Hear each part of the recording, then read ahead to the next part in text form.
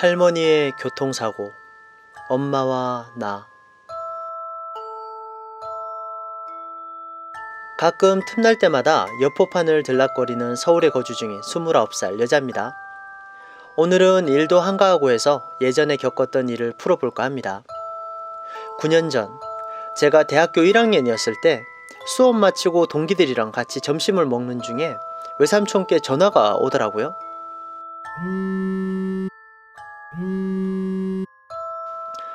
삼촌!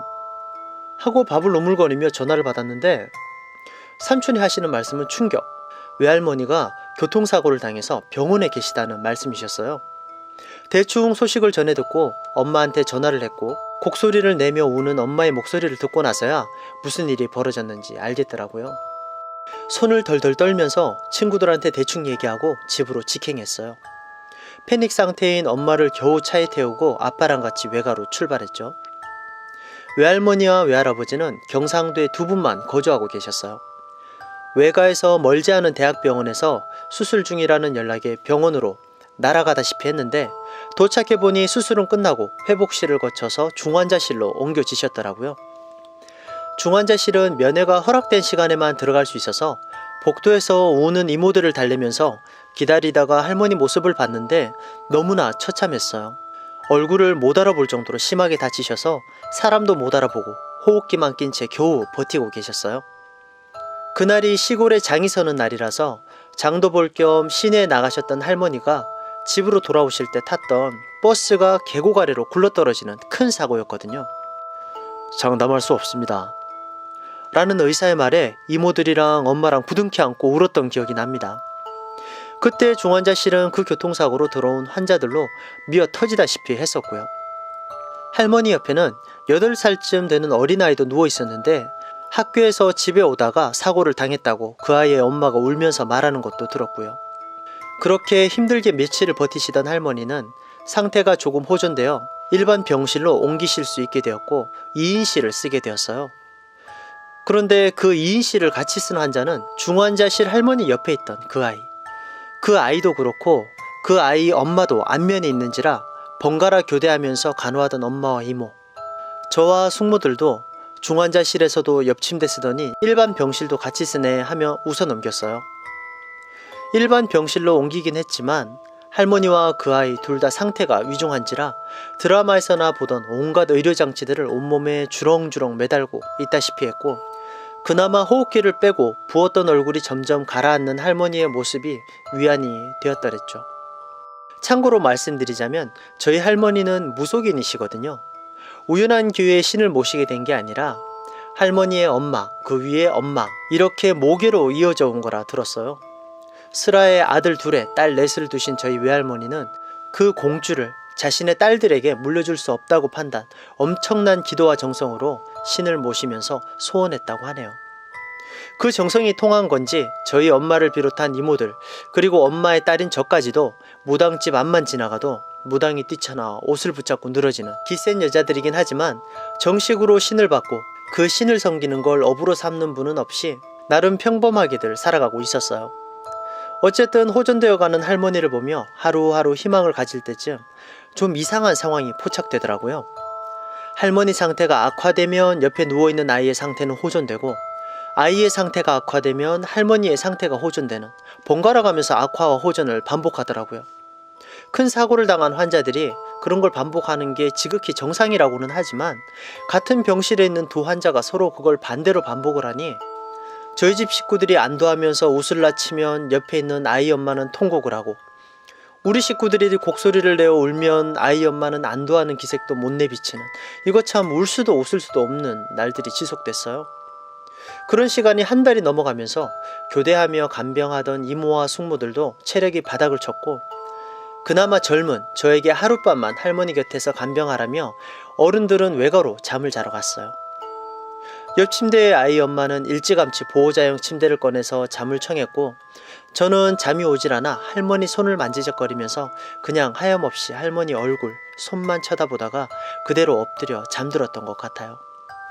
꿈에 할머니가 타고 계시던 버스가 보이더라고요. 할머니의 옆에 앉아있는 어린아이, 할머니랑 같은 병실을 쓰는 그 아이였어요. 아이의 얼굴을 알아보는 순간 차는 계곡으로 굴러떨어졌어요. 아수라장, 아비규환, 3인칭 시점으로 계곡에 내동댕이 쳐져 있는 버스를 바라보는데 누군가 처음 듣는 목소리로 옆에 있잖아. 옆에 하며 제 귀에 소리를 질러댔어요. 귀청이 찢어질 만큼 큰 소리로. 꿈에서도 귀가 아파서 옆에 뭐 어쨌다고 하며 짜증을 내는 찰나 핸드폰이 울리는 소리에 잠에서 깨어났어요. 발신자는 우리 엄마. 왜? 하면서 전화를 받으니 엄마가 병실 밖으로 나가서 전화를 받으라고 하더라고요.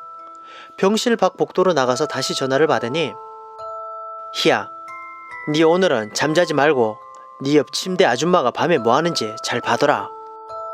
대놓고 쳐다보지는 말고 자는 척 하면서 몰래 쳐다보란 말이다. 알겠나? 이게 뭔 뚱딴지 같은 소린지.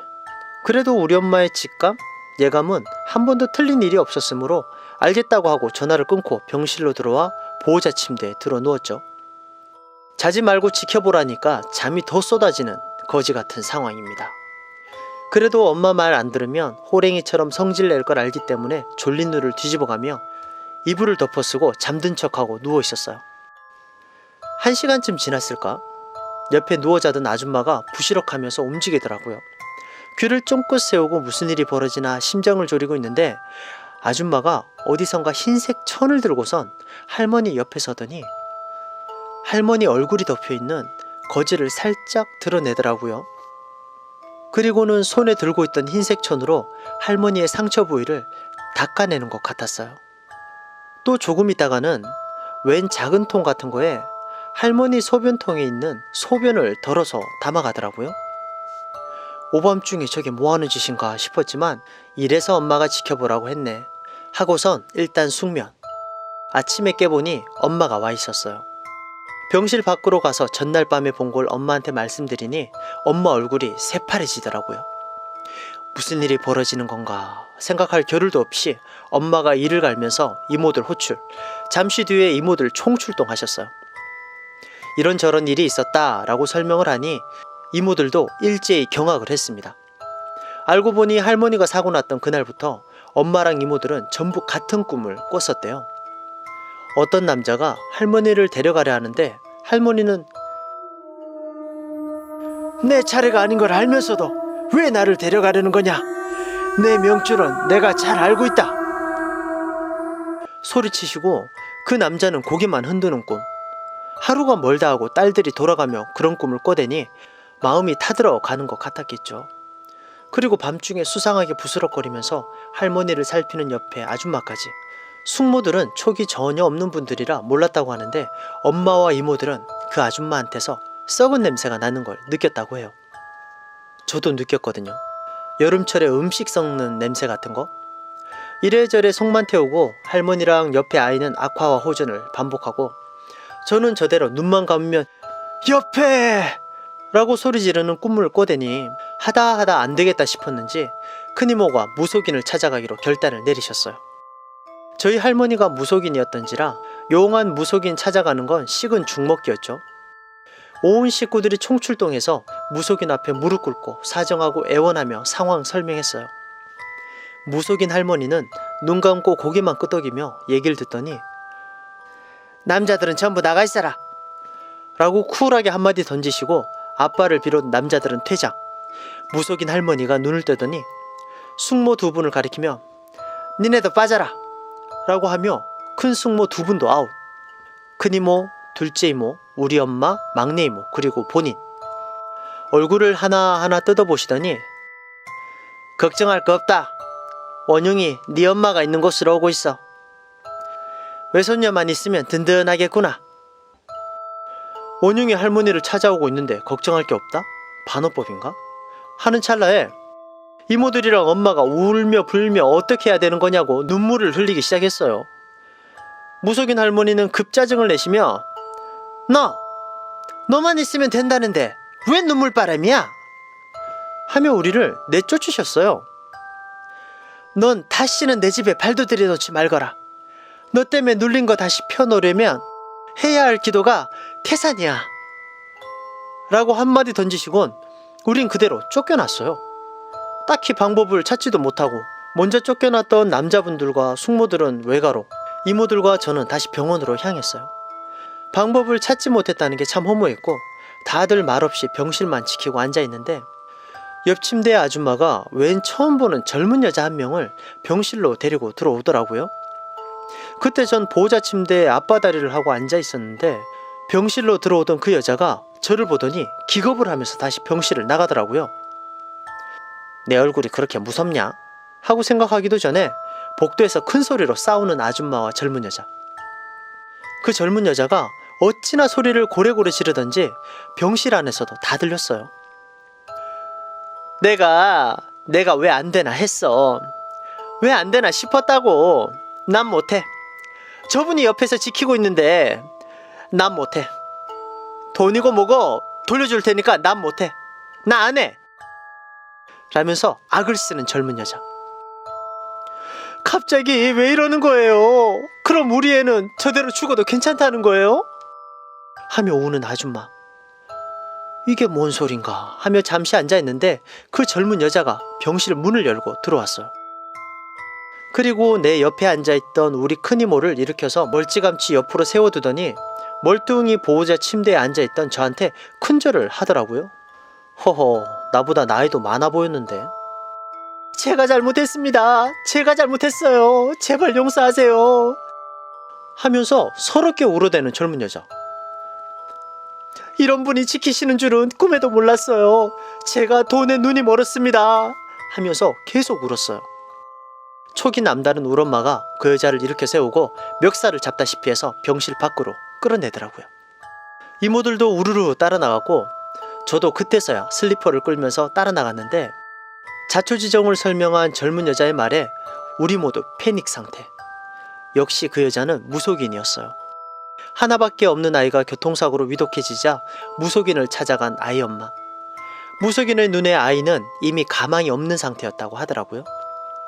자식이 죽어가는 걸 그냥 볼 수만은 없었던 아이 엄마는 울며 불며 사정을 했고 그 젊은 여자는 무속인이 써서는 안 될 방법을 쓰게 된 거래요. 가까이 있는 위중한 환자의 몸에서 나온 배설물을 가져와라. 그 배설물을 사람이 죽을 때 입히는 수위에 묻히고 신께 기도하여 이미 운명을 다한 그 아이 대신 우리 할머니를 데려가게 했다는 망할 이야기를 펑펑 울면서 털어놓더라고요. 우리 기센 5 여자 앞에서. 자기가 할 수 있는 최대한의 기도를 해도 결과가 나타나질 않으니 직접 병실로 와서 기도 혹은 저주를 하려고 했다네요. 근데 병실에 들어와 앉아있는 건 본인, 다름 아닌 저. 그 젊은 무속인의 말에 의하면 제가 가지고 있는 기가 워낙 세고 공줄로 이어져 온 큰 신 또한 항상 같이 있어서 그동안 그 여자의 기도발이 먹히지 않았던 거라고.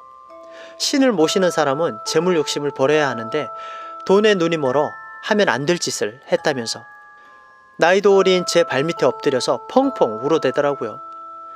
믿기 힘든 이야기지만 할머니와 아이가 번갈아가면서 힘들었던 걸 생각하니 그냥 무시할 순 없고 한성가라는 이모들과 엄마는 잠시 정신을 가다듬더니 그 젊은 여자를 불꽃 사닥으로 응징!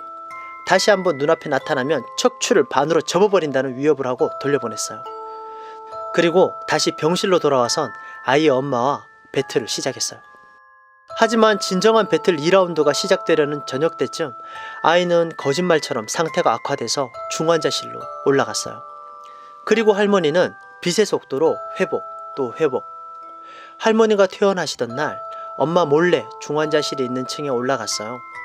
들어갈 순 없고 데스크에 있는 간호사 언니한테 아이의 이름을 대며 물어봤더니 하늘나라로 갔다 라고만 말해주더라고요. 상태가 거의 회복이 되신 할머니와 외가로 돌아가서 주구장창 사골국만 먹으며 보낸 며칠 동안 할머니가 말씀을 꺼내셨어요. 할머니가 젊었을 때만 해도 무당이 되는 게 당연한 팔자인 줄만 알았다고.